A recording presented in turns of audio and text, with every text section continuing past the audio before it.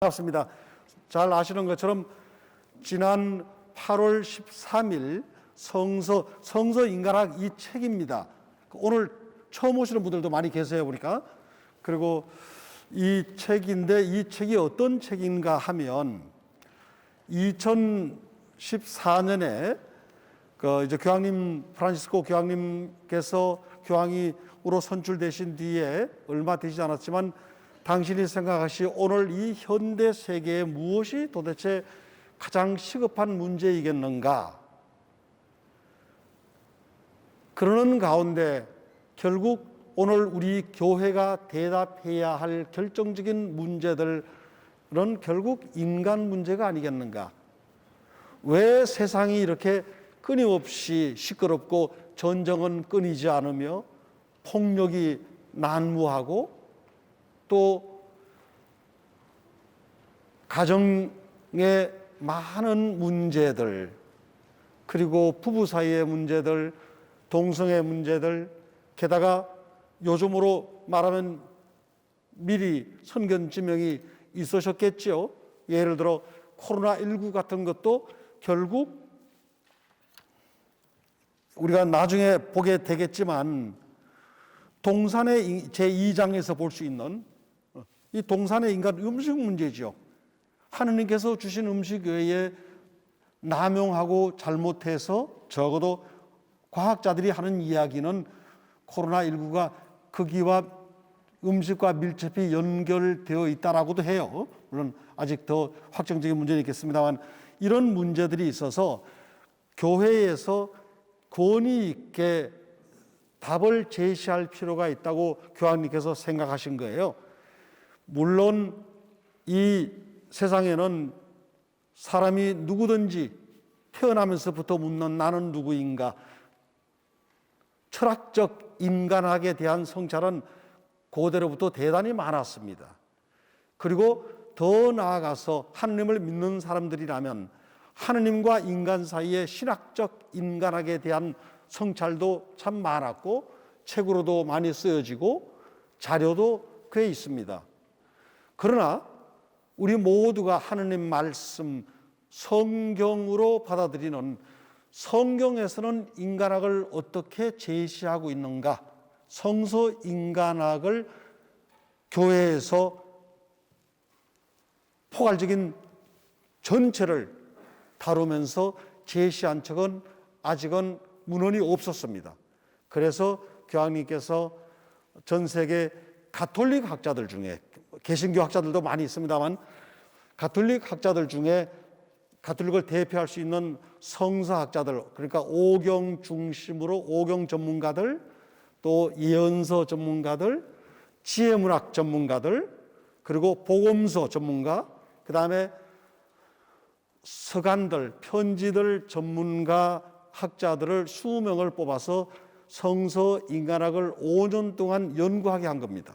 그러면 도대체 인간이 무엇인가라고 할 때 우리 가톨릭에서는 당연히 진화론을 따지지 않습니다. 믿지 않습니다.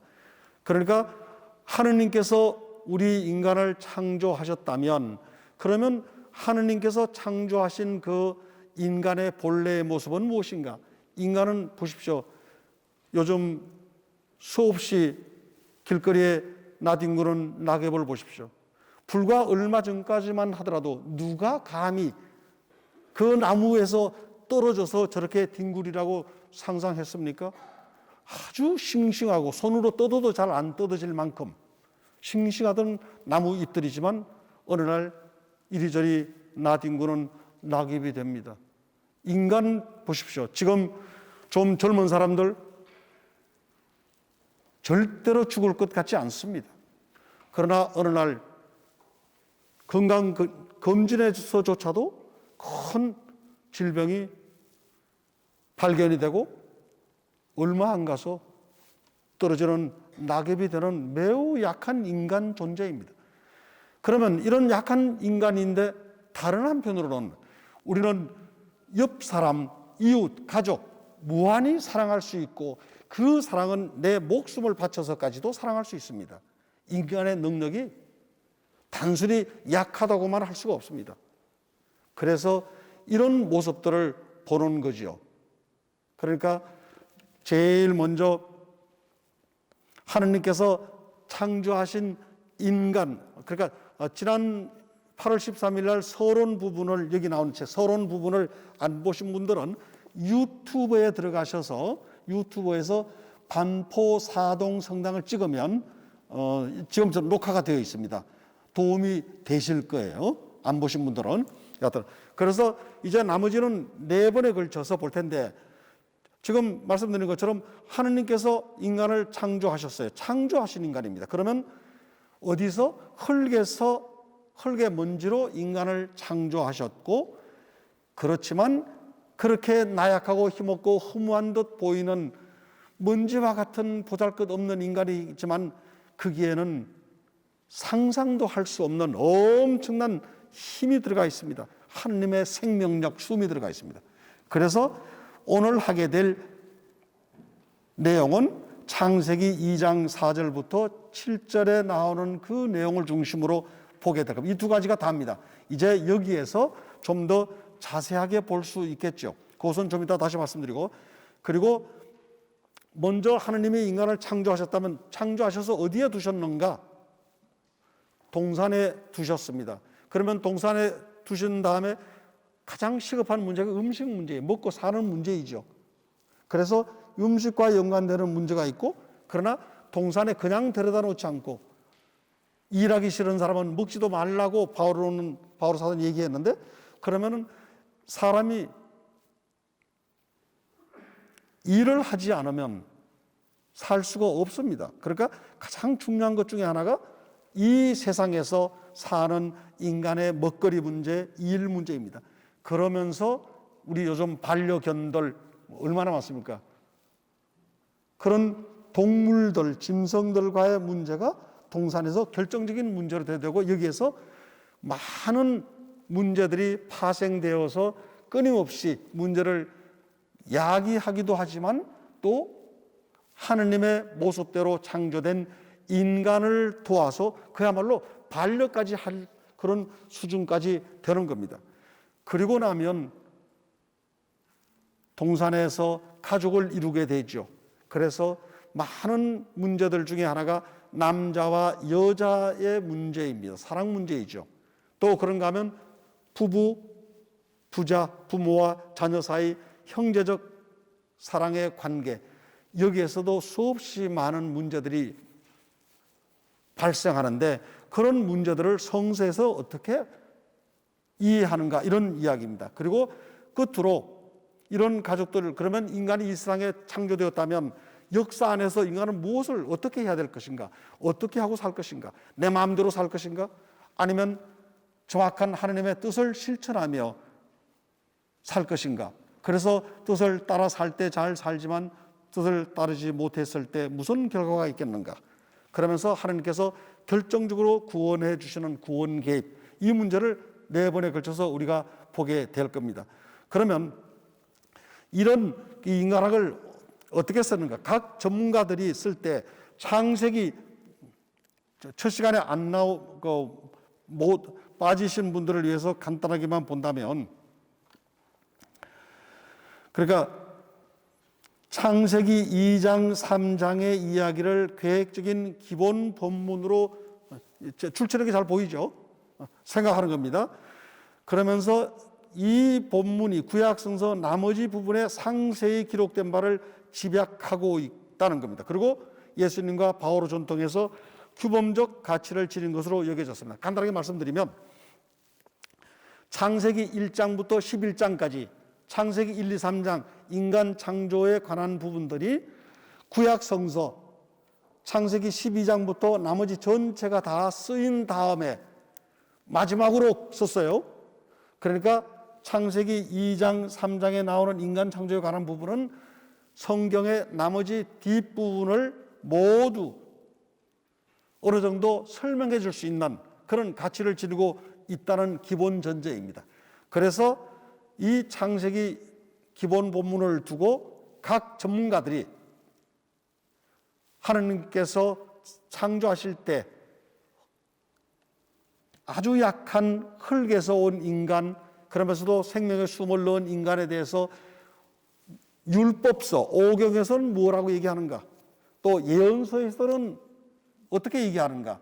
그리고 지혜문학에서는 어떻게 이야기하고 어떻게 가르치며 어떻게 받아들이는가?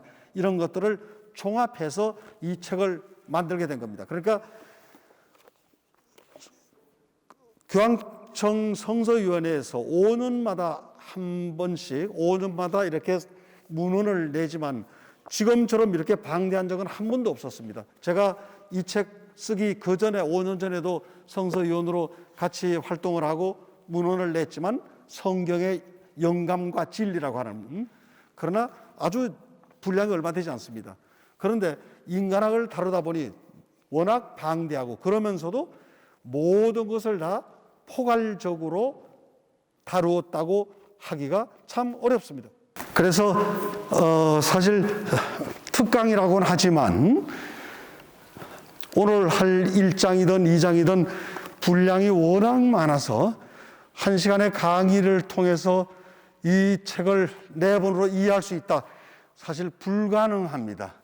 그래서 제가 중요한 부분을 밑줄 쳐놓고 설명해 드릴 테고, 그리고 집에 가셔서 책을 미리 읽어보시는 게 좋습니다. 그리고 끝나고도 한번 읽어보시고, 이 책 자체는 그렇게 어렵지 않습니다. 마치 사전처럼 쓸 수 있는, 예를 들어 좀 띄었더니 예를 들어 그런 겁니다. 뭐 한번 보죠. 회개의 필요성. 회개의 필요성이 뭐지? 그러면 411쪽을 보면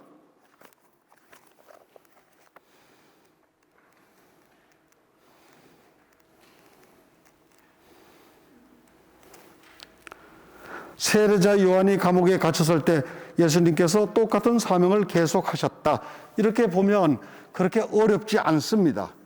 그리고 인간들 사이에 여러 문제들, 최근 우리 교황님께서 하신 인터뷰 때문에 조금 혼선이 있었던 것 같은데, 예를 들어 동성애 문제 말입니다. 231쪽.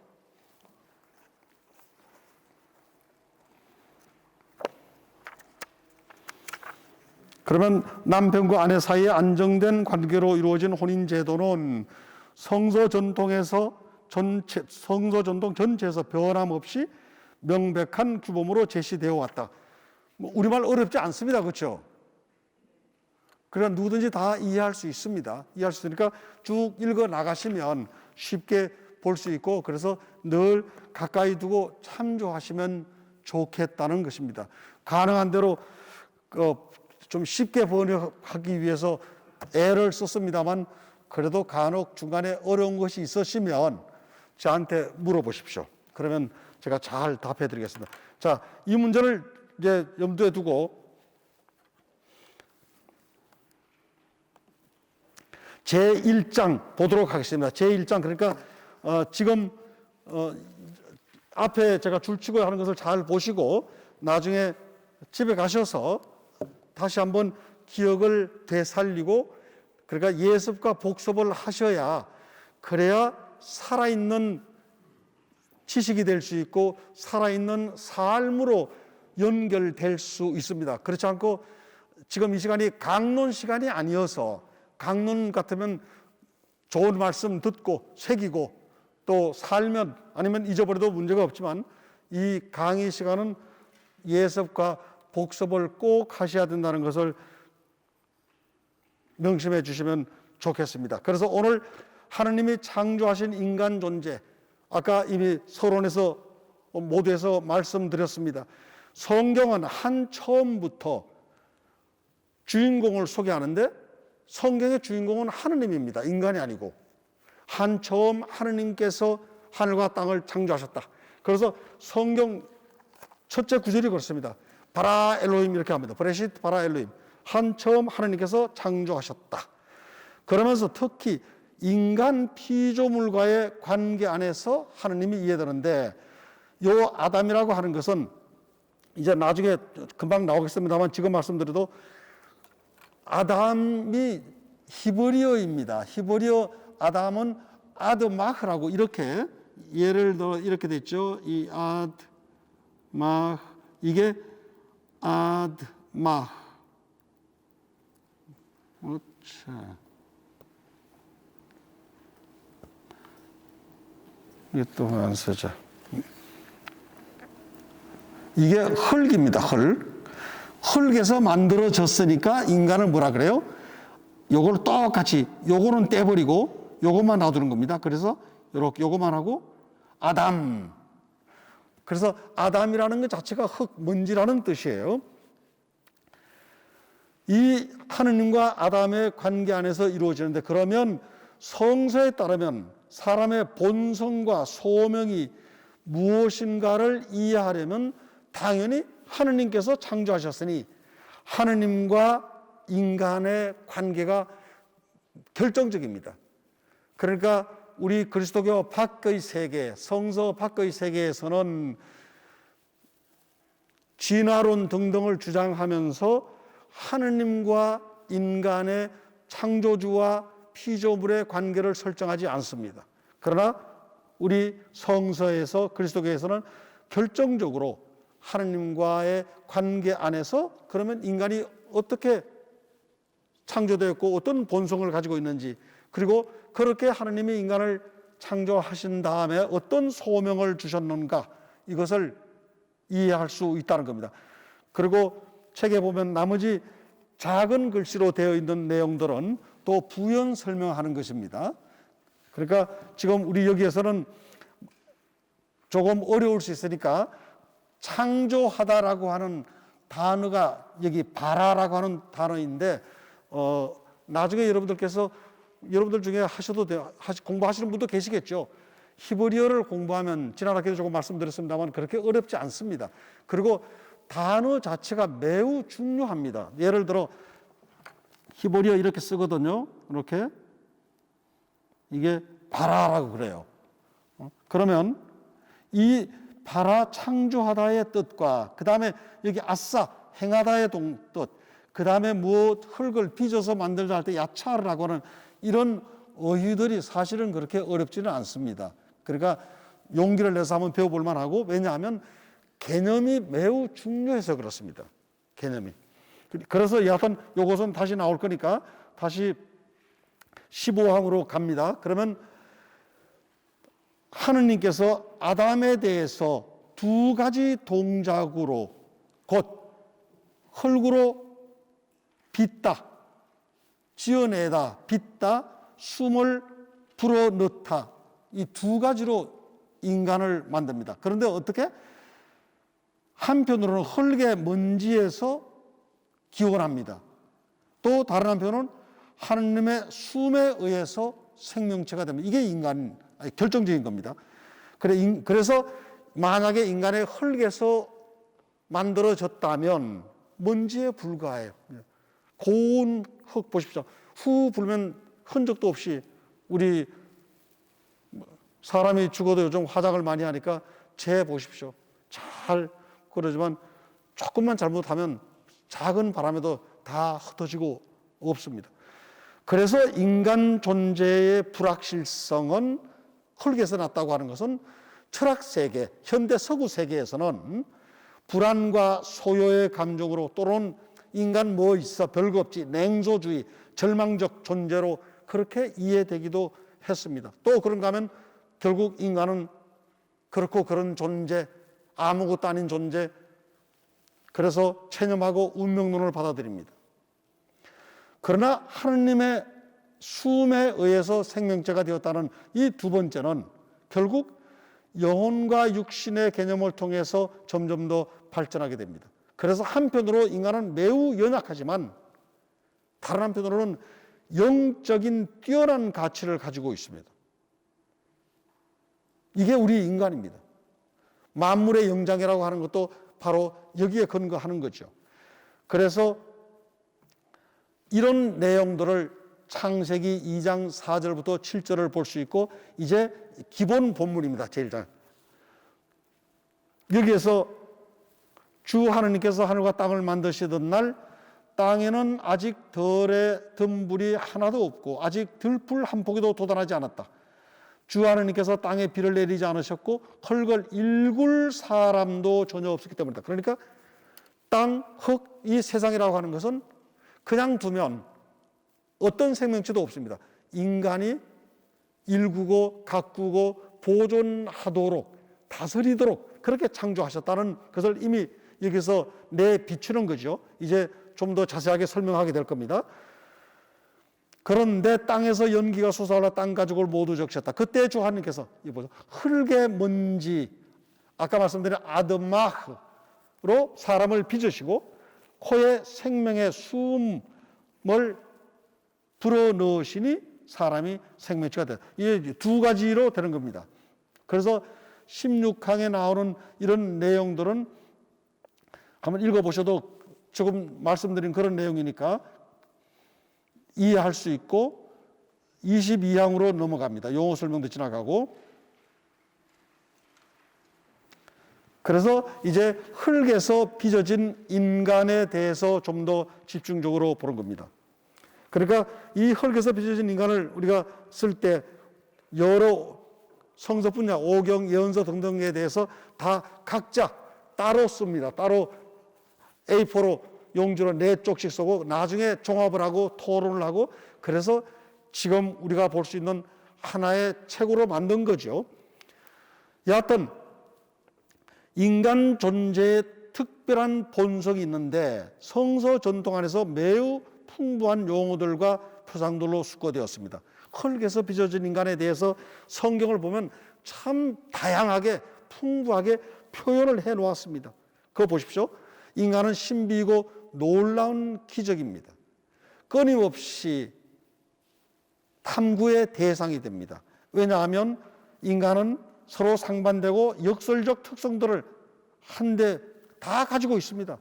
한편으로 하나님의 모상이고 에덴 동산에서 주인으로 세워진 인간 존재는 사실상 먼지에서 빚어졌다는 겁니다. 어처구니 없는 거죠. 만약에 먼지가 아닌 하느님, 신의 한 부분으로 만들어졌다면 얼마나 더 좋았겠습니까? 그렇게 생각할 수 있죠. 그러나 안타깝게도 인간은 흙에서 와서 흙으로 돌아가야 할 운명입니다. 인간은 사리고 연약하고 덧없습니다. 그래서 코엘렛이 말하는 것처럼 헛되고 헛되다, 모든 것이 헛되다, 모든 것이 무상합니다. 세상을 50년, 70년, 80년, 90년 살면 살수록 무상하다는 것을 점점 더 깊이 느낍니다. 그러나 우리 그리스도교에서는 80, 90, 100살에 가까워 그래 인생 다 그래 무상해 라고 할 때 체념이 아닙니다. 그것은 인생을 제대로 바라보는 거죠. 정말 흙에서 났지만 그러나 뛰어난 하느님의 모습을 갖추었기 때문에 무상하지만 그럼에도 불구하고 살만한 가치가 있었고 그래서 지금 이 자리까지 이 시간까지 살아왔다는 그런 순수한 고백도 거기에 들어가 있습니다. 아무튼 사람은 흙에서 왔고 덧없는 듯 하지만 생명체들을 지배합니다. 특권적인 존재임에 틀림이 없습니다. 그런데 흙에서 온 이 인간에게 가장 심각한 문제는 죽음입니다. 어느 누구도 죽음에서 예외될 수가 없습니다. 매우 심각한 문제입니다. 아마 여러분들께서도 저도 지금 그렇습니다만 요즘 특별히 죽음에 대해서 많이 생각합니다.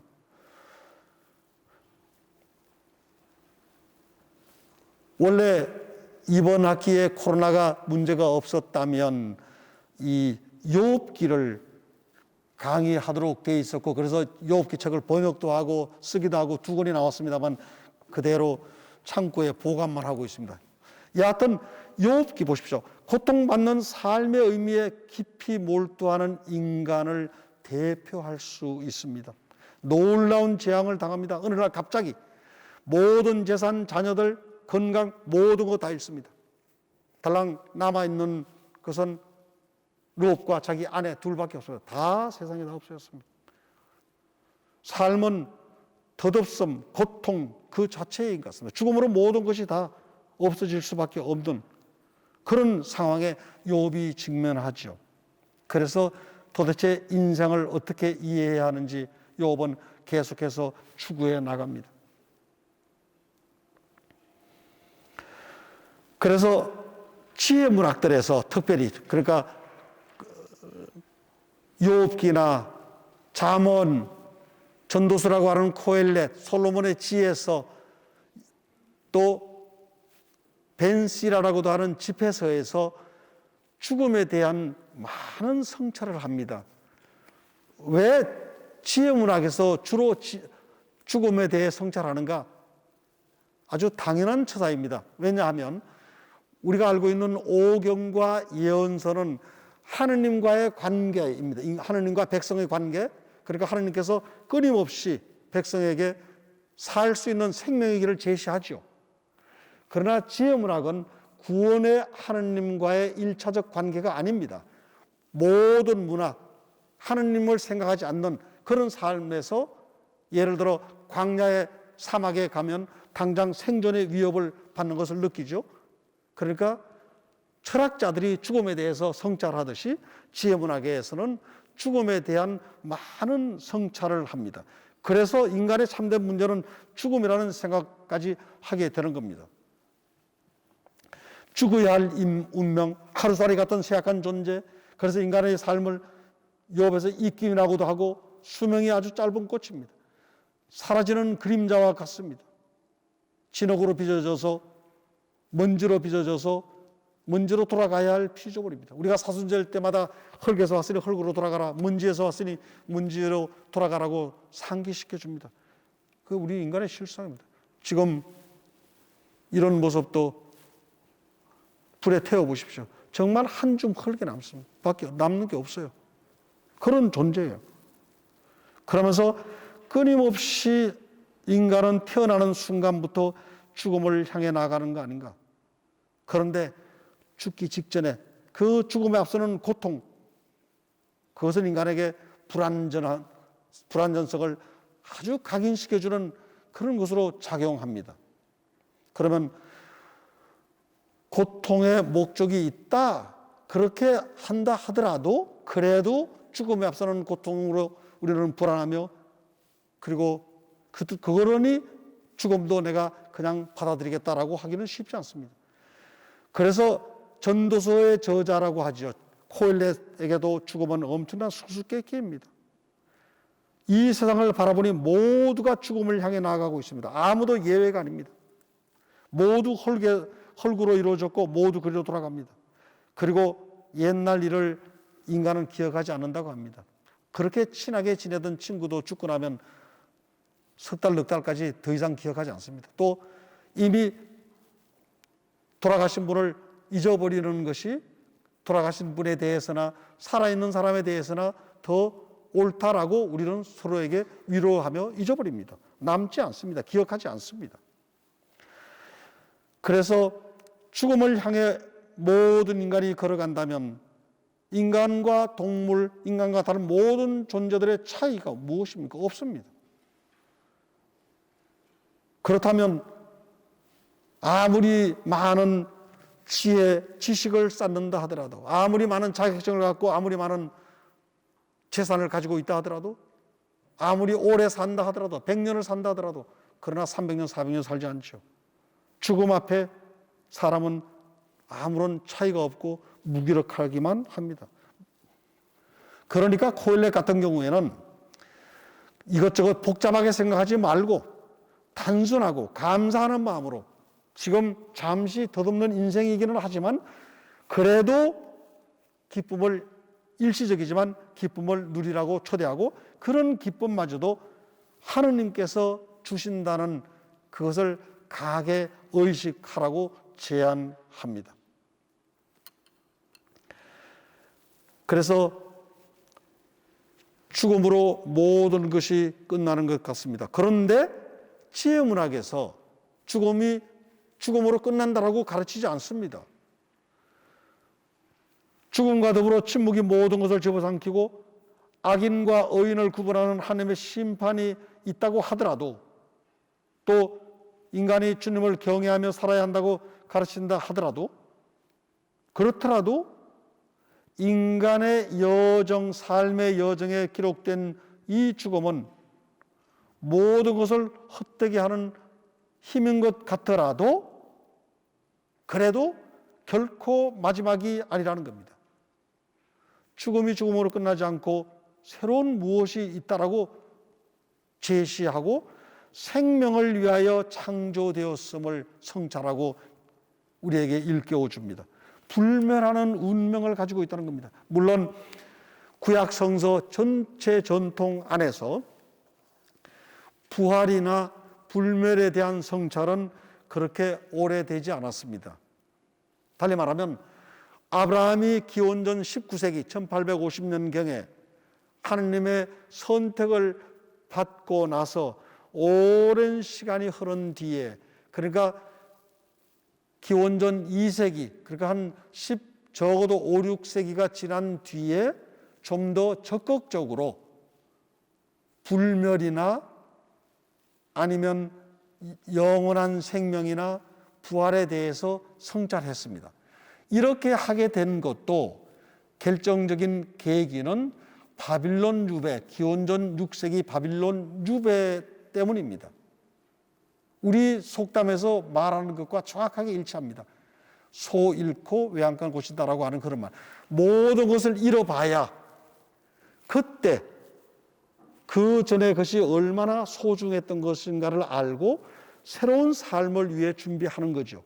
그런 것처럼 유배를 겪고 나서 하나님도 멀리 떠나시고 성전도 잃어버리고 모든 것을 다 잃어버린 뒤에 우리 삶이 무엇인지에 대해 성찰하고, 그때 지금 우리가 보는 창세기 2장 3장도 쓰여지고 그러면서 좀 더 심도 있게 불멸하는 인간의 운명에 대해서도 보는 겁니다. 그러면서 나도 다른 모든 이와 마찬가지로 죽어야 할 인간으로서 흙으로 빚어진 사람의 첫 후손이다.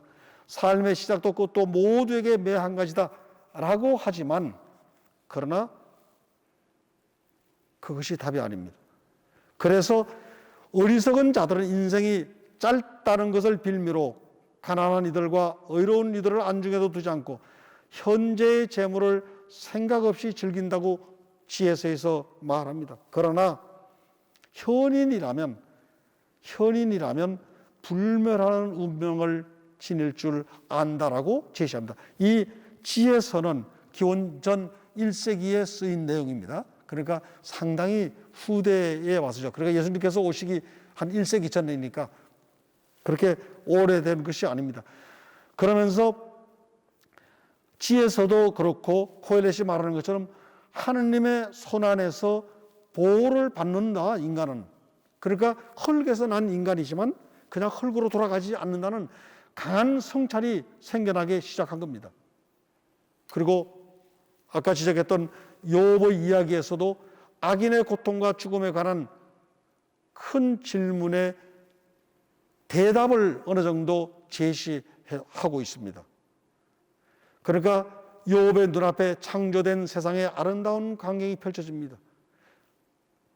거기에 인간 실존이 있고 거기에 전능하시고 지혜로우신 하느님에게서만 교훈될 수 있는 생명이 넘치는 것을 봅니다.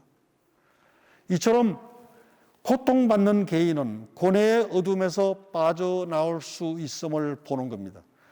죽어야 할 존재이기는 하지만 그 죽어야 할 실존과 잘 지낼 수 있다는 겁니다.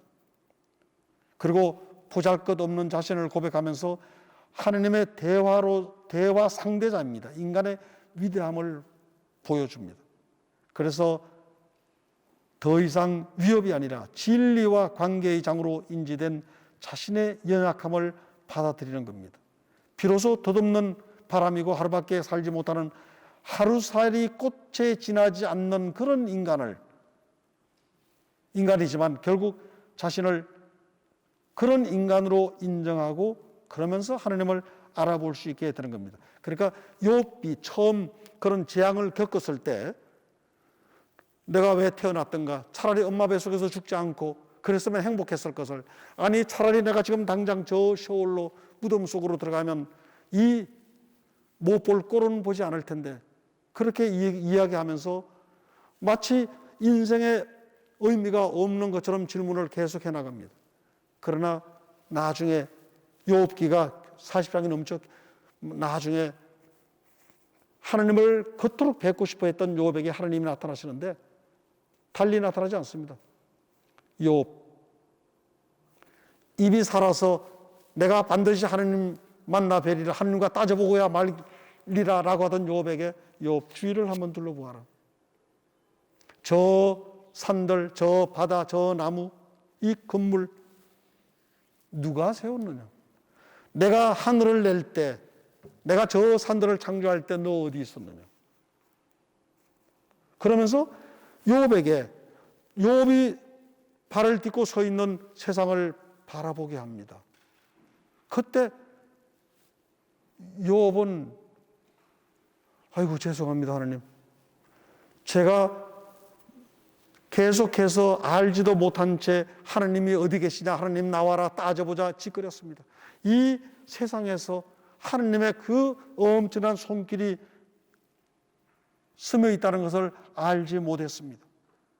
그러면서 모든 것이 회복되는 겁니다. 그러니까 분명히 인간은 따지기 시작해서 별것 아닌 자신의 존재를 깊이 있게 성찰하고, 그리고 매우 어려운 상황에 이르기까지 고통스러워하지만, 그러나 그런 약함으로 끝나지 않고 하느님의 손길을 보면서 자신의 위대함을 보는 겁니다. 이제 그런가 하면 인간의 나약함을 근본적으로 이스라엘 백성이 체험하는 것은 두 군데서입니다. 두 번째 계기죠. 한 번은 광야 체험에서, 한 번은 유배에서입니다. 인간은, 저도 사막에 가보지 않았습니다만, 사막, 광야, 아니면 저 깊은 밀림 울창한 숲속에 가면 어떻겠습니까? 이스라엘 백성이 광야에서 무슨 체험을 합니까? 연약한, 아무것도 할 수 없는 그런 존재를 체험합니다. 그러나 또 다른 한편으로는 하느님께서 그 연약한 백성과 특별한 관계, 계약이죠. 관계를 맺어주시는 그런 곳입니다. 그러니까 가장 약한 그곳에서 가장 강력한 하느님과의 관계가 세워지는 겁니다. 그래서 나중에 바울 사도가 얘기하죠. 내가 가장 약할 그 순간에, 모든 것을 다 잃어버렸다고 생각하는 그 순간에 나는 모든 것을 얻었고 가장 강한 것을 보는 겁니다. 하느님 때문에 그렇습니다. 그래서 광야에서 긴 여정을 걸었습니다. 40년 동안 적대적이고 고립된 세계에서 긴 여정을 걸었습니다. 엄청난 사건들이 일어납니다. 그 엄청난 사건들이 이스라엘 기억 속에 계속 남아 있습니다. 그 사건들은 성서 전통의 근본적인 신학적인 참조점과 인간 실존 전체에 대한 상징이 됩니다. 그러니까 우리 모든 사람이 마찬가지지만 가정생활을 하시면서 수십 년 살아오지 않습니까? 60년, 70년 가정을 이루고 아이들 낳고 키우고 학교 보내고 그러면서 참 많은 일이 일어나죠. 모든 가정이 마찬가지입니다. 처음부터 끝까지 행복깨가 쏟아지는 그런 삶만 있지 않습니다. 정말 깊은 고뇌의 순간도 있고 희열에 찬 그런 순간도 있고 항상 있는 겁니다. 그런데 인간은 말합니다. 가장 큰 고통에 직면했을 때 가장 크게 성숙한다고 합니다. 십자가에서 부활이 온다라고 하는 것도 같은 맥락입니다. 십자가의 죽음을 맛보지 않으면 그 생명, 부활의 기쁨의 생명을 알 수가 없는 겁니다.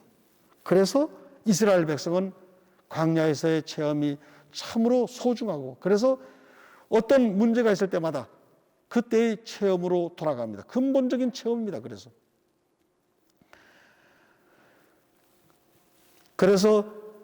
모든 위험에 노출되고 무서운 원수들을 만나는 등 매일 불안정한 삶으로 고통을 받은 곳이 바로 광야 시기입니다. 불평, 불화, 반역을 했죠. 그러나 공포와 죽음의 장소에서 그들의 선조들에게 힘이 되는 하느님의 현존도 경험했습니다. 이 양면성을 우리가 잊지 말아야 합니다. 그래서 그들은 하느님의 현존이 없었다면 살아남지 못했을 것이라는 사실을 절대로 잊지 않습니다. 잊어서는 안 됩니다. 그러니까 우리 매일의 삶 속에서 우리가 성경을 읽고, 말하자면 이렇게 이스라엘 백성의 과거의 삶을 독서를 통해서 읽고 묵상하고 우리 삶에 적용하는 것도 그런 거죠. 오늘 우리가 엄청난 재앙을 겪었다면, 집이 파산을 했다면, 사업이 실패로, 그렇다면 그냥 주저앉지 않습니다. 우리 신앙 선조들이 광야에서의 그 죽음에 부닥쳤음에도 불구하고 그들은 쉽게 알지 못했지만 결국 하느님께서 보호해 주시고 보살펴 주시고 기적처럼 살아났다는 것을 우리는 알고 있기 때문에 힘을 받는 겁니다. 그래서 광야에서 그들은 자기들을 죽게 만들었다면서 하느님과 하느님이 파견하신 사람 모세, 아론을 비난하기도 했습니다. 그러면서 그들은 공공한 생활이나 예기치 못한 삶에 직면했을 때 불안정한 삶을 받아들이며 신앙의 여정을 계속하기가 쉽지 않다는 것을 보여주었습니다. 그러니까 아론이 나서서 금송아지를 만들어줍니다. 그러나 그 금송아지는 결국 하느님의 훼손된 형상에 지나지 않습니다. 여하튼 이처럼 연약한 인간에 대한 경험은 우리 모든 인간 그 역사의 한 부분입니다. 어느 누구도 예외일 수 없습니다. 우리 성서 전통에 따르면 조상들은 광야에서 반역했기 때문에 죽었습니다. 그러나 자손들에게 주님의 맹세하신 약속은 이루어집니다. 그들은 충만한 삶의 상징인 좋은 땅, 젖과 꿀이 흐르는 땅, 거기에서 살 수 있었습니다. 그리고 그 모든 것은 성경에서 인간 실존의 전체 여정의 그런 전체적인 모습이라고 제시되는 겁니다. 자, 그렇다면 이렇게 어려움이 맺힌 인간이 어떻겠습니까? 죽어야 할 인간의 기도입니다. 인간 존재의 연약함은 성서 전통, 특히 시편집에서 기도의 내용이 됩니다. 시편에 대해서 잠깐 말씀드리면 시편의 1편부터 150편으로 되어 있죠. 그런데 이 시편집을 읽으면 5권으로 나누어져 있는 것을 누구나 쉽게 알 수 있습니다. 5권으로. 예를 들어 시편 40편이 끝날 때 하느님께 찬양 드리고 영광 드리는, 그래서 영광송이라 그래요. 영광송으로 끝나는 그런 시편들인데, 간단하게 말씀드리면 시편 시작 부분 3, 4, 5 이 시작 부분에는 계속해서 하느님께 탄원하는 내용입니다. 그러니까 이 탄원하는 내용은 하느님께서 아브라함을 선택하시고 그 후손들에게 약속의 땅으로 가라고 했을 때 하느님 말씀에 따라 길을 나서자마자 사방에 어려움이 다 많습니다. 동물의 위험, 짐승, 그 다음에 이미 그 땅을 차지하고 있던 그 민족들의 위협, 강도의 위협, 별의별 위험이 다 도사리고 있죠. 그러니까 탄원하는 겁니다. 그리고 뒤로 올라갈수록 주님을 겪으면서 시편집 중간쯤 가면 지금 광야 체험하듯이 유배 체험하고 모든 것을 잃어버리고 나니까 그때 무엇을 생각합니까? 아브라함을 하느님께서 선택하셔서 내가 너와 함께 살 땅으로 가거라 해서 쭉 하느님과 함께 살아왔어요. 그러다가 유배를 통해서 이스라엘 백성이 어떻게 됐습니까? 유배 가고 하느님은 떠나가셨어요. 하느님은 안 계셔요. 쫓겨났을까? 하느님은 약속의 땅에 계시는데 이스라엘 백성은 쫓겨났어요. 그때 비로소 하느님이 얼마나 소중한지 아는 겁니다. 우리 쉽게 얘기 똑같습니다. 부모에게 효를 하려고 하니 정신이 들었어요. 이제는 내가 정말 우리 부모님께 전화도 드리고 찾아뵙고 부모님은 더 이상 계시지 않습니다. 우리 엄마 계시지 않습니다. 돌아가시고 나야 내 곁에서 완전히 떠나야 그때 얼마나 우리 부모님이 소중한지를 그때 아는 겁니다. 이스라엘 백성이 유배를 겪으면서 그때 비로소 하나님이 얼마나 소중한지를 그때 아는 겁니다. 그러니까 시편집 중간에 그런 부분이에요. 그러니까 쉽게 생각하시면 시편집 중간에 이스라엘 백성이 하나님에게서 멀어졌다. 그러면 하나님이 더 그리워지니까 중간을 지나고 나면 그러면 하나님과 꼭 붙어 살려고 합니다. 주님의 집으로 올라가고 주님을 좋아하고 사랑하니까 형제들도 다 예쁘고 다 사랑하고 그리고 가능한 대로 하나님과 함께 하려고 머물려고 하는 이런 시편집이 그렇습니다. 그래서 여러분들께서 만약에 마음이 울적하고 우울하면 시편집 앞부분을 보고, 그러니까 72편 앞쪽, 그리고 오늘 왠지 즐겁고 기쁘고 하다, 그러면 시편집 뒤편을 보시면 우리의 마음을 잘 대변해 줄 겁니다. 여하튼 다시 돌아가면 이 시편집은 모두가 기도입니다. 그래서 한편으로는 인간의 덧없음, 인간은 입김이고 바람이며 들풀과 같고 또 비현실적인 꿈일 수도 있고 한숨과 같은 그림자, 먼지와 티끌에 불과하다는 그런 내용들로 기도를 바칩니다. 구조적으로 인간은 참으로 약하다는, 예를 들어 여기 시편 90편에 보면 당신께서는 인간을 먼지로 돌아가게 하시며 말씀하십니다. 사람들아 이렇게 했는데 이거다 하는 거, 분의 아담은, 우리가 우리말로 사람들아 번역했지만 거기 해놓은 거 보시죠. 요 아담 사람이라고 그랬죠. 헐게서 받은 분해는 그 아들이라는 소리입니다. 자식. 그러니까 사람의 아들입니다. 그러니까 요즘 히브리어에서도 분해라는 현대 이름에서도 많이 씁니다. 그러니까 사람의 아들아 돌아가라. 나중에 그 신약성경에서 예수님을 뭐라 그래요? 인자, 사람의 아들. 그러니까 용어는 같습니다. 물론 발전은 좀 다르지만 이 사람의 아들아 흙으로 돌아가라. 그러니까 사람의 아들아 흙에서 아담에서 온 그 아담의 아들아 아담으로 돌아가라, 이런 이야기입니다. 그러니까 인간의 목숨은 한정되어 있습니다. 인간은 먼지고 하나님의 명령에 따라 먼지로 돌아갑니다. 그래서 이 말씀은 시편에서 하시는 하나님의 유일한 말씀이기도 합니다.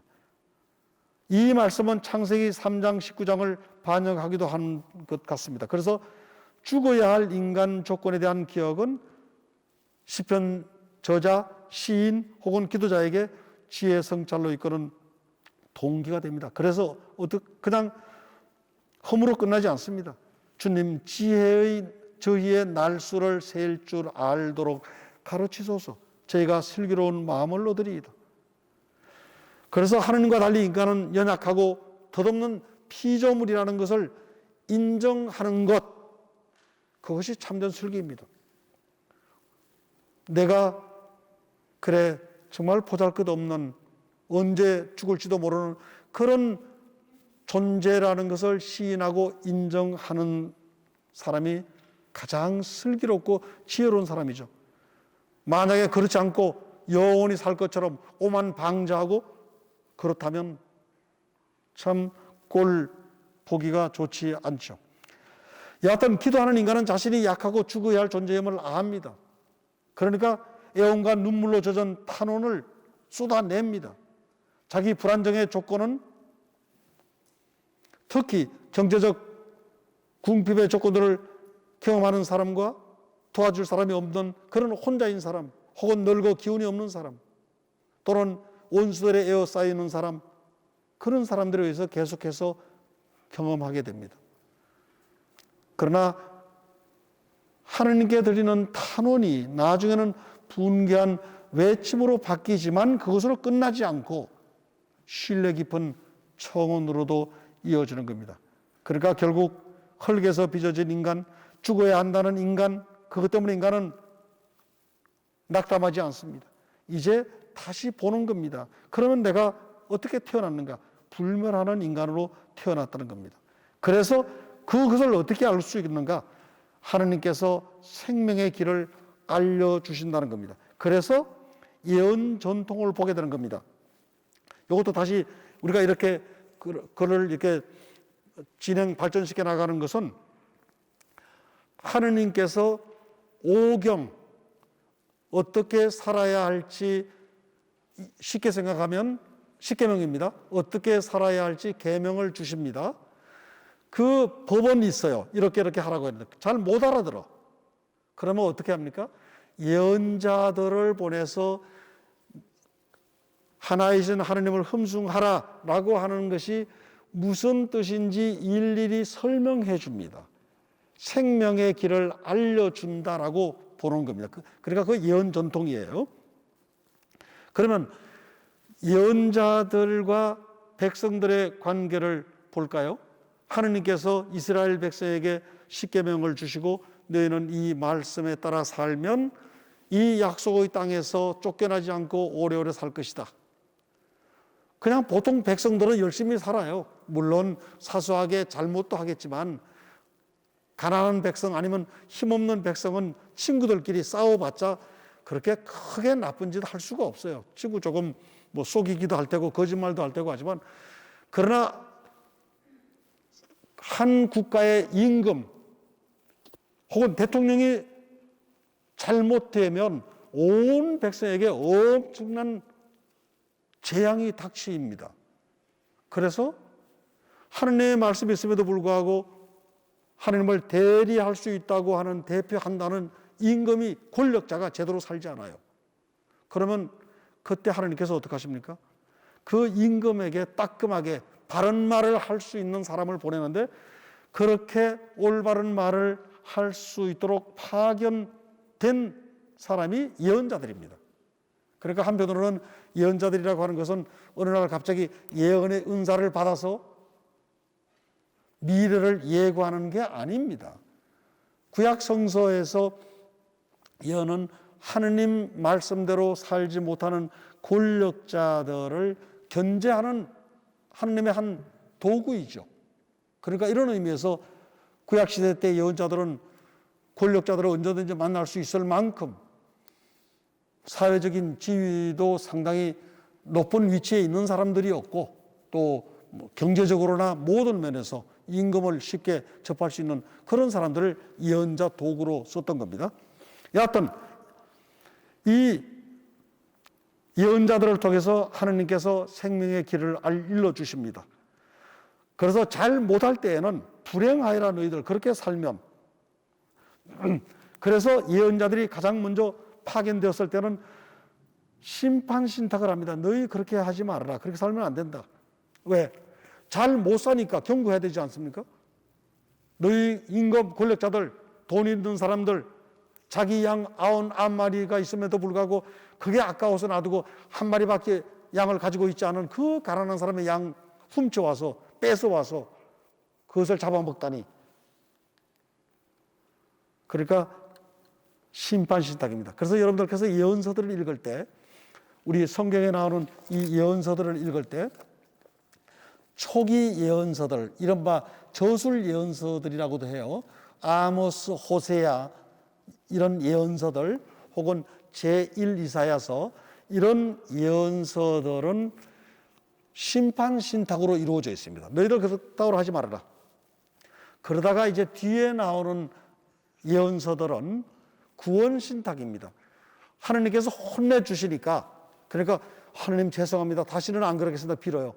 그러면 하느님이 또 불쌍하잖아요.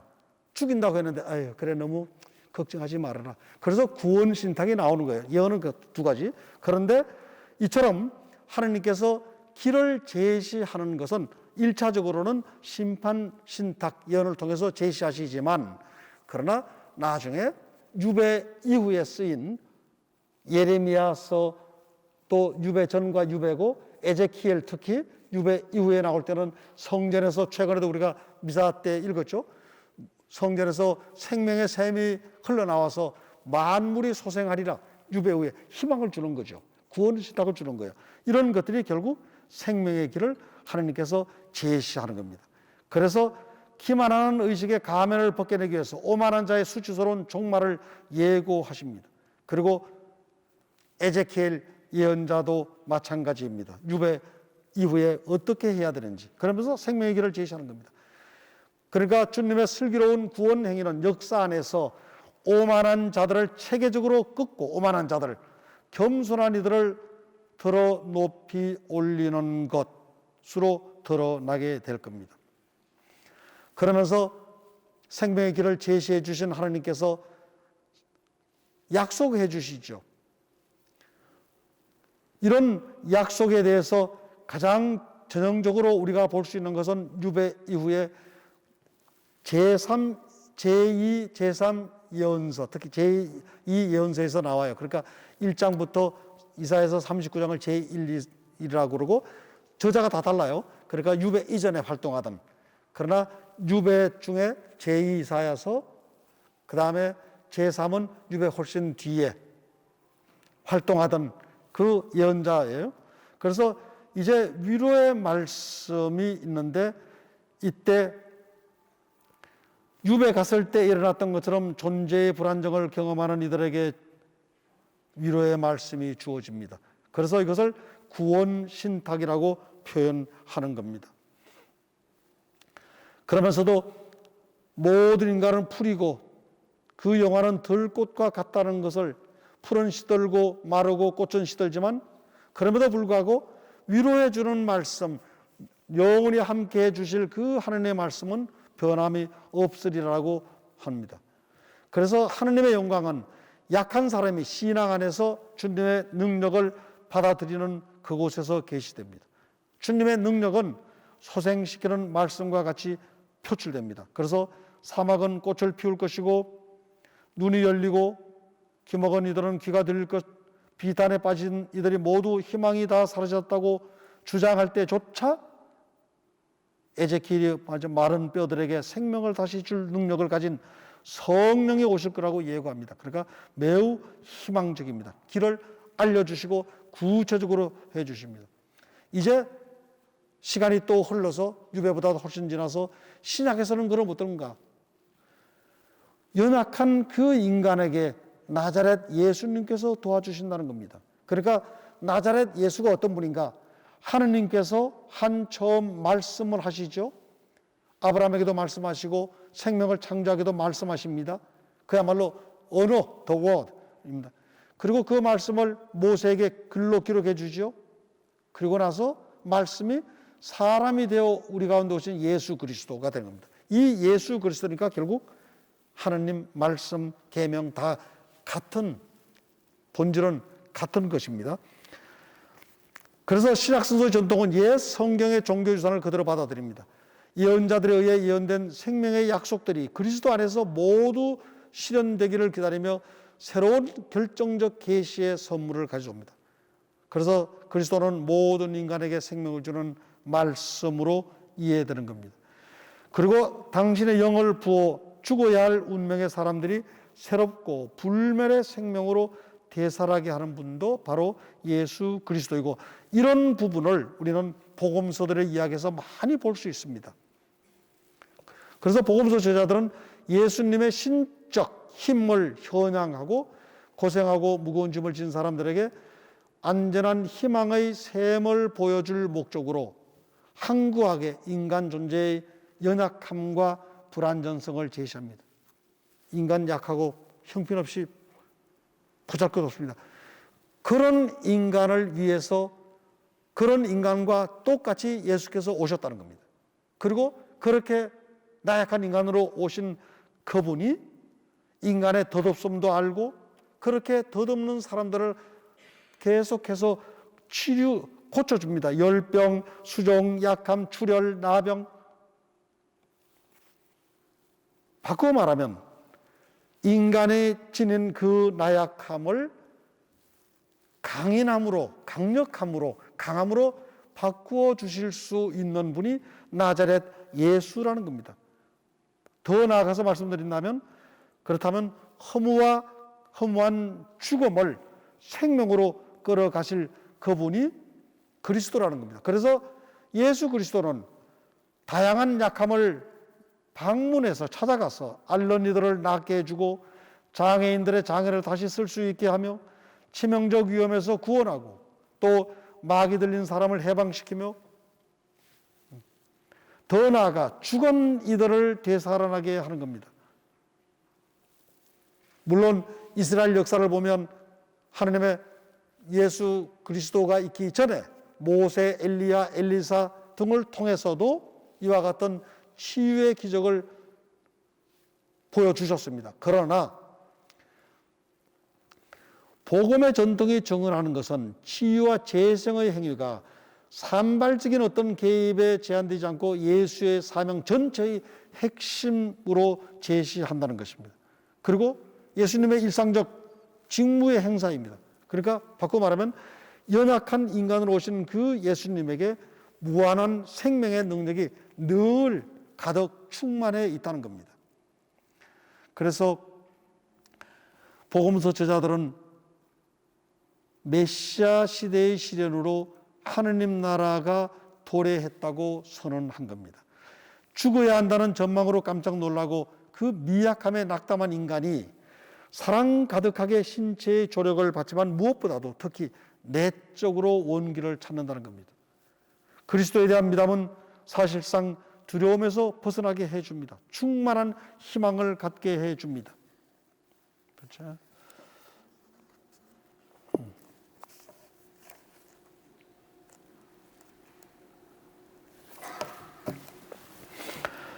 조금 속도를 좀 내야 될 것 같네요.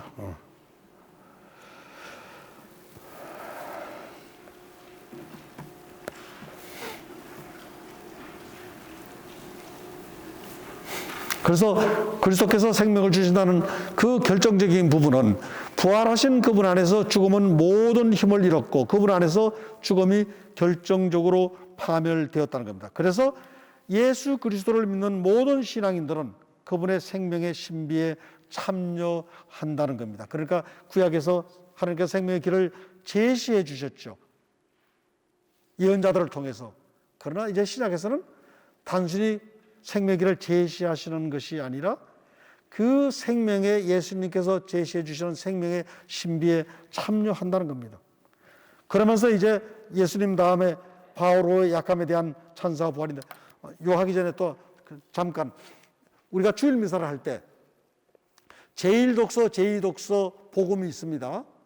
항상 중심은 복음이에요. 그런데 이 복음이 있기까지 옛날에 어떤 과정이 있었는가 배경을 우리에게 알려주기 위해서 제1독서로 구약을 읽는 거예요. 그러니까 구약을 제일 먼저 읽고 그 다음에 신약을 제2독서로 읽는데, 이것은 복음을 읽고 나서 어떻게 살았는지 복음의 말씀에 따라서 복음의 실천 내용을 알려주는 거예요. 아셨어요?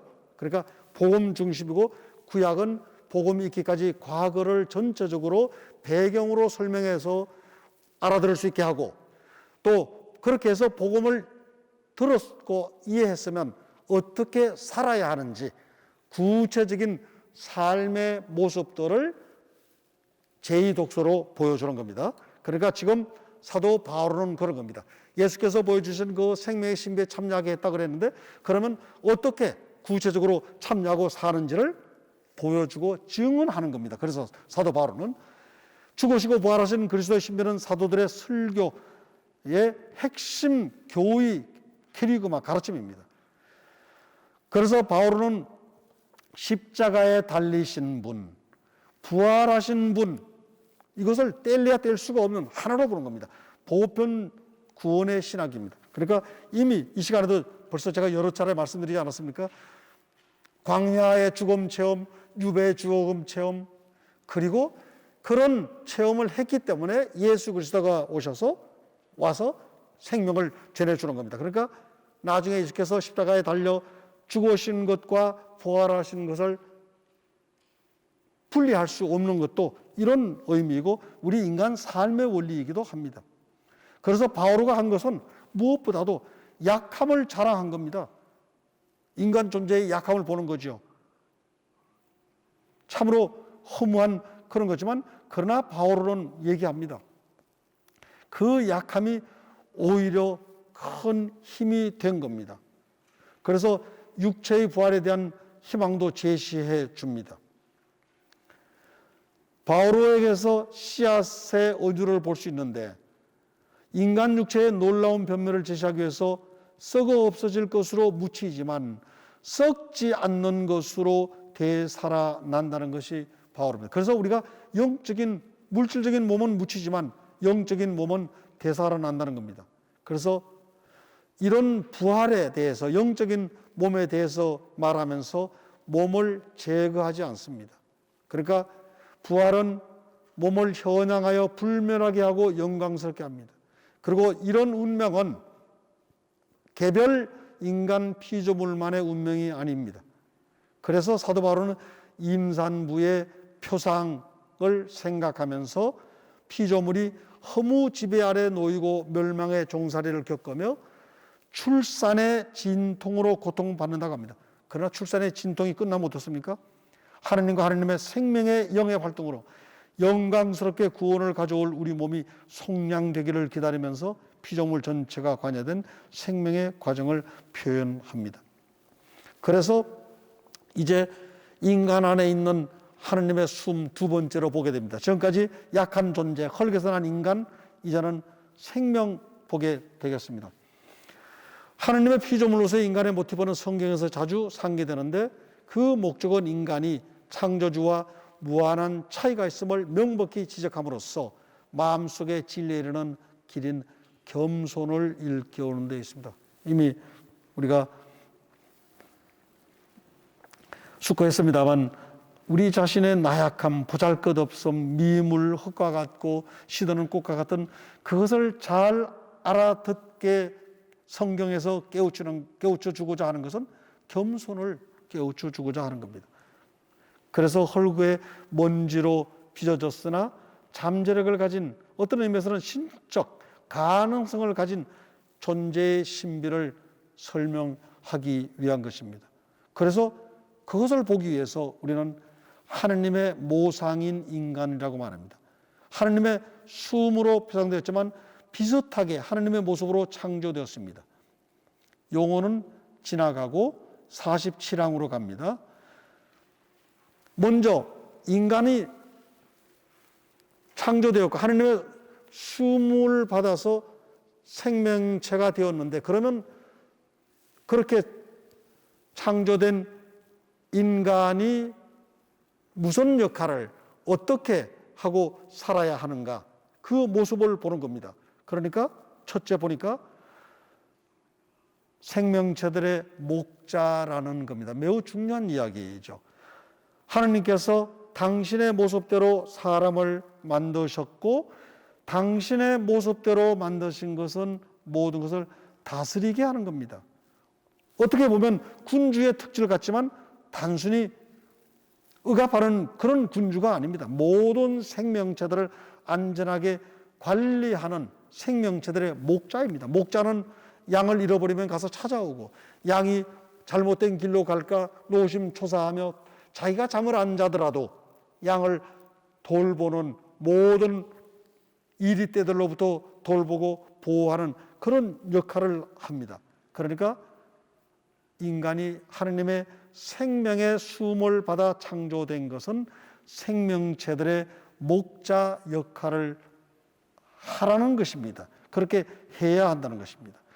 단순한 권력, 독점하듯이 지배하는 것이 아닙니다. 그래서 짐승들을 다스리는 군주적 이 도미나리라고 하는 이 단어가 아주 완전히 지배하는 것이죠. 군주처럼. 군주적 능력과 사명이 구체적으로 어떻게 표현되는지 물을 수 있습니다. 다스린다는 말이 인간의 필요에 노예가 되다는 것과 비슷한 말로 사용되면 안 됩니다. 그러니까 오히려 생명체를 매우 부드럽게 대함으로써 모든 짐승이 자기 종류에 따라 모든 피조물과 조화롭게 살 수 있도록 해야 하는 겁니다. 그리고 생명의 수음을 받은 인간의 또 하나의 특질은 생명을 낳도록 부름을 받았다는 겁니다. 하나님께서는 당신의 모습으로 아담을 창조하셨다는 말이 두 번 반복되면서 각기 제 종류대로 창조된 그런 짐승들과 다르고 그의 본성에서 유일무이하기 때문에 인간은 한 분이신 하느님의 모습으로 창조되었다고 합니다.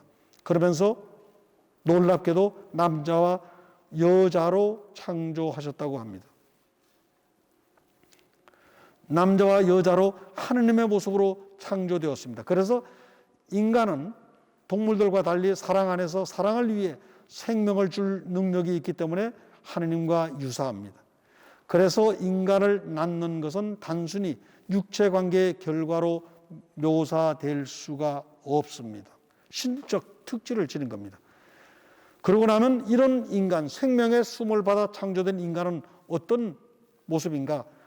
하느님의 자녀 아들입니다. 하느님의 모습과 인간을 낳는 행위의 관계는 창세기의 다른 본문에서도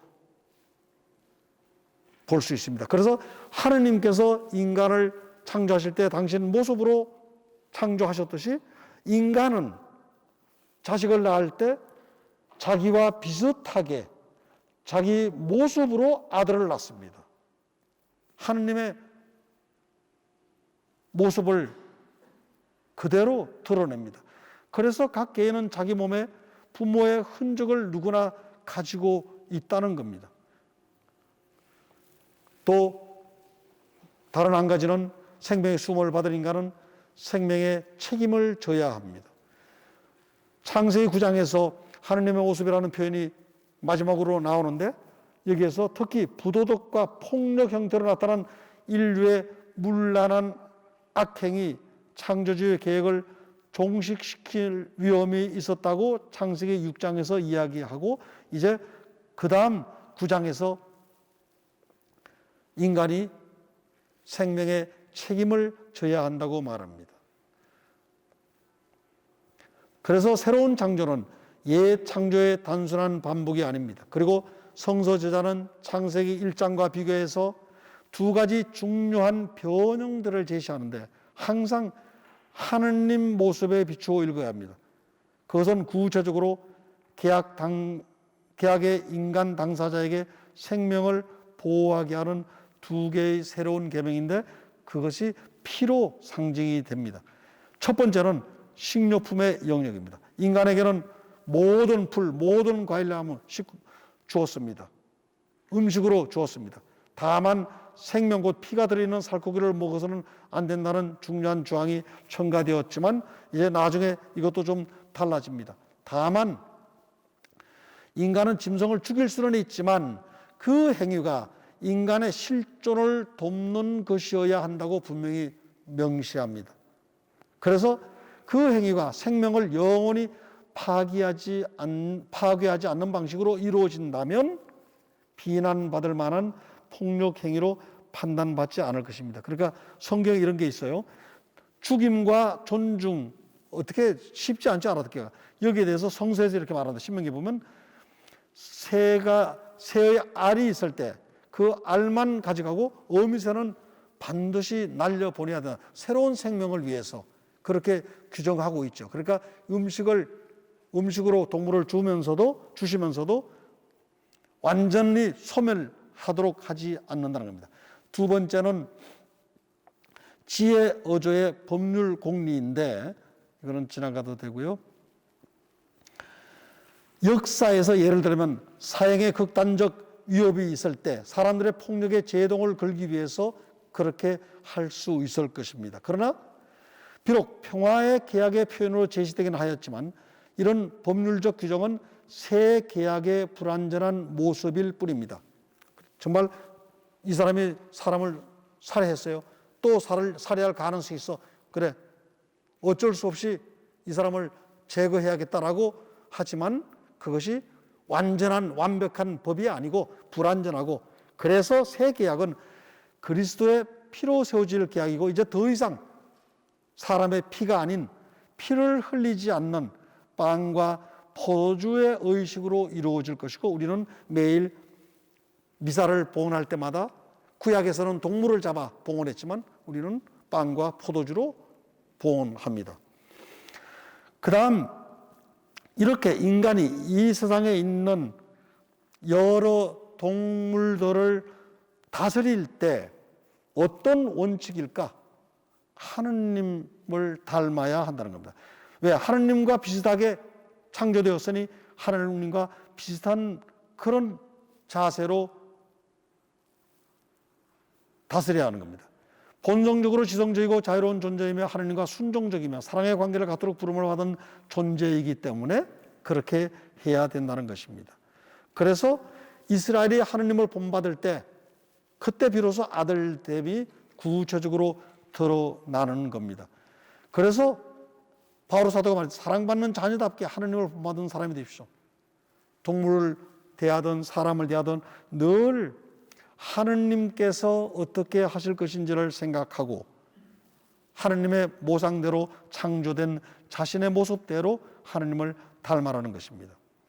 그러면서 이제 지혜 본문들이 이런 생명과 다스림을 어떻게 잘 조화시켜 나갈 것인가를 지혜 성서들, 지혜 문학들, 그러니까 슬기로운 가르침을 제시해 줍니다. 58항으로 넘어가면 갈 수 있겠습니다. 이때 먼저 하느님의 사람의 모습을 보는 겁니다. 하느님의 의도에 일치하는 인간의 이상적 모습을 제시하고 그 하느님의 사람 중에 첫 번째가 임금입니다. 왜냐하면 임금은 하느님을 대신해서 백성을 다스리고 하느님의 뜻을 전달해 주는 사람이기 때문에, 그래서 이 임금은 당연히 군주가 아니라 목자입니다. 주님을 닮은 목자이기 때문에 목자의 지팡이를 짚죠. 요즘 우리 교회에서 거의 그대로 따와서 우리 주교님들 지팡이, 목자라는 뜻입니다. 그런가 하면 그렇게 생명으로 인도하며 다스려야 할 또 다른 사람은 임금이 있었고, 임금이 잘못하면 예언자를 보내지 않았습니까? 그러니까 예언자들입니다. 예언자는 당연히 말씀을 전달하는 사람들이죠. 말씀의 전달자는 하느님의 사람, 주님의 종, 예언자, 이렇게 여러 칭호로 불립니다. 그리고 말씀의 전달자는 또 달리 말하면 오경을 잘 설명해서 하느님의 뜻이 무엇인지를 밝혀주는 사람입니다. 그 다음 그렇게 이끌어야 할 사람 두 번째는 영의 사람입니다. 왜냐하면 사람은 하느님의 생명의 숨을 받아서 창조되었기 때문에 영을 지니고 있습니다. 왜냐하면 우리가 말하는 영, 성령은 숨, 여기서 니시마 네페시라고 하는 건데 숨과 같은 동의어로 사용이 됩니다. 그러면서 인간이 정말 어떤 존재인가?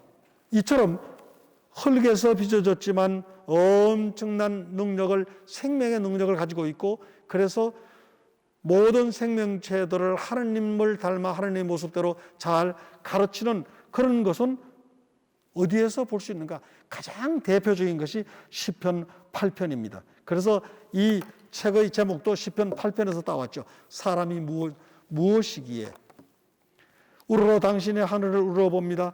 당신 손가락의 작품들을. 이렇게 시편 8편이죠. 아주 경탄하는 그런 내용입니다. 그리고 이제 참 인간이고 하느님의 모상 중에 모상인 분은 당연히 나자렛 예수 그리스도입니다. 지극히 높으신 분의 아드님이라고 불리는 그분입니다. 그분은 다윗의 자손이며 아브라함의 자손이라는 사실을 강조하는데, 그것은 결국 예수님께서도 나약한 우리 인간의 모습을 그대로 가지고 오셨다는 겁니다. 그리고 다른 한편으로 그리스도는 거룩하신 분, 하느님의 아드님과 같은 분으로 제시됩니다. 그러면서 예수님이야말로 참된 임금입니다. 그래서 다음 주 우리가 그리스도 왕 대축일, 그리스도 임금 대축일을 하는 것도 같은 맥락에서 이해할 수 있는 것입니다. 예수님에게 물론 임금의 칭호는 십자가 위에서 붙여졌습니다. 이것이 바로 숨을 거두시면서 그리스도께서 제시하시는 참된 임금의 표상입니다. 그러니까 그리스도 임금은 십자가를 진 임금입니다. 십자가 없는 임금을 우리는 따르지 않습니다. 그러니까 우리의 삶의 모습이고 그분의 통치 방식이기도 합니다. 그래서 나자렛 예수님은 다른 한편으로 하느님의 영에 의해 태어나셨고, 그분의 모든 사명은 성령에 의해 인도된다라고 말합니다. 그리고 예수님은 주님의 영으로 가득 찬 분이시기 때문에 그분의 말씀과 행동과 말씀의 힘이 있는 예언자의 삶이 될 것이고, 그래서 구약시대 때 오시기로 되어 있는 분이 당신이십니까? 라고 제자들이나 주위 사람들이 물었을 때 그때 예언자를 생각한 겁니다. 그리고 실제로 마지막 예언자로 이해되기도 했습니다. 이제 이런 예수님을 닮은 우리의 모습은 어떻습니까? 우리 그리스도인 말입니다. 예수님은 당신 제자들에게 완전한 길, 달리 말해 사랑하는 능력에 있어 하느님 자신을 본보기로 받아들이고 하느님을 본보기로 받아들이면서 인간 존재의 충만한 시련을 제시하십니다. 하늘에 너희 아버지께서 완전하신 것처럼 너희도 완전한 사람이 되어야 한다. 너희 아버지께서 자비하신 것처럼 너희도 자비스러운 사람이 되어야 한다. 아주 중요한 얘기죠. 우리가 살면서 자꾸 잊어버립니다. 하느님께서 완전한 사람, 완전하신 것처럼 완전한 사람이 되고 자비하신 것처럼 자비로운 사람이 되기 위해서 매일 우리가 하루에 10번씩 되풀이 한다면 아마 우리의 삶은 전혀 다른 새로운 사람으로 태어나는 그런 삶을 살 수 있을 겁니다. 그래서 하느님처럼 되는 것 또는 그리스도처럼 되는 것은 단순히 규정도 아니고 더욱더 인간다운 삶을 영원하는 것도 아니기 때문입니다. 사랑은 선사되었습니다. 성령은 오순절에 공동체에 내려앉았습니다. 민원인은 모두 마음속에 아드님의 성령을, 우리는 모두 다 성령을 받았습니다. 그래서 민원인은 모두 그리스도와 같은 모상이 되고 하느님의 본상에 참여하게 되며 참으로 하느님의 우리는 자녀가 되는 겁니다. 자, 끝으로 결론입니다. 인간은 하느님의 피조물입니다.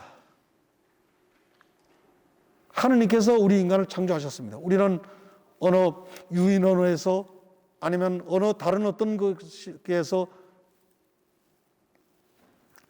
나온 것이 아닙니다. 창조된 피조물입니다. 그리고 이렇게 창조된 우리 인간의 모습은 매우 나약하지만 하느님의 거룩하신 그 모습도 지니고 있습니다. 그래서 성경은 인간의 개념을 정의하면서 창조주에 관한 필수 관계의 요소를 도입하면서 위대한 지혜의 행위를 생각하게 합니다. 그 다음 무엇보다도 모든 피조물로 하여금 스스로 자신의 기원이라고 내세우는 그런 주장에서 벗어나게 합니다. 우리가 결코 우리의 기원은 아닙니다. 우리는 하느님에게서 왔습니다. 이것을 한시도 잊어버리지 않습니다. 또한 성경은 사람의 아들을 기억하시고 돌보시는 생명의 아버지께서 모든 사람을 원하고 사랑하신다는 사실을 높이 평가하게 합니다. 또 성서 전통은 개인의 자유의 뿌리를 두고 있는 책임의 원칙을 선호합니다. 동일한 기원과 동일한 목적지를 가지고 있는 다른 모든 인간들과의 관계를 처음부터 무시할 수 없습니다. 그리고 마지막으로 하느님의 말씀은 피조물을, 우리 모든 피조물을 그분의 창조주와 그것의 창조주와 비슷하게 하는 영을 지니고 있는 존재로 알려진 인간의 모든 창작력을 방해하지 않고 오히려 장려합니다. 자, 간단하게 요약합니다. 우리 인간은 하느님께서 창조하셨고 창조하실 때 흙의 먼지로 창조하셨지만 당신의 신적 능력, 생명의 숨을 불어넣어 주셨습니다. 그러니까 이 약함과 신적 능력을 우리는 동시에 지니고 있습니다. 여기에 대해서 성경 5경부터 마지막 바오로 사도의 편지까지 어떻게 제시하는지 우리가 간단하게 보았고, 그리고 모든 것을 다 차근차근 읽으면서 한 게 아니기 때문에 지금은 이해하셨어도 또 돌아서면 이 뭐지? 무슨 뜻이지? 할 수 있습니다. 그러니까 좀 힘드시겠지만 이왕 내친 걸음 이 책을 집에 가서 1장 다시 보시고 다음 주 오시기 전에 2장을 읽어보고 오시면 그러면 아마 앞으로 여러분들 우리 신앙생활 하는데도 상당히 큰 도움이 될 것이라고 생각합니다. 왜냐하면 우리 신앙은 분명히 기복신앙이 아니고 성경에 근거한 그런 신앙이기 때문입니다. 여하튼 미사에 이어서 오랜 시간 동안 들리긴 들렸어요 뒤에? 오랜 시간 동안 이렇게 귀담아 들어주셔서 감사하고 여러분들 정말 대단하십니다. 좋습니다. 그리고 항상 건강하시고 그리고 다음 주까지 집에 잘 다녀오십시오. 다음 주 또 뵙겠습니다. 네, 감사합니다.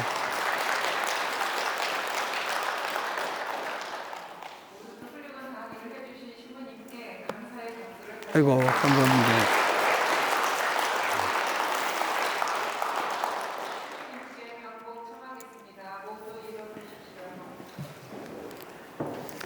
주님께서 여러분과 함께 전능하신 전주 성부와 성자와 성령께서는 여기 있는 모든 이에게 강복하시어 길이 머물게 하소서. 아멘.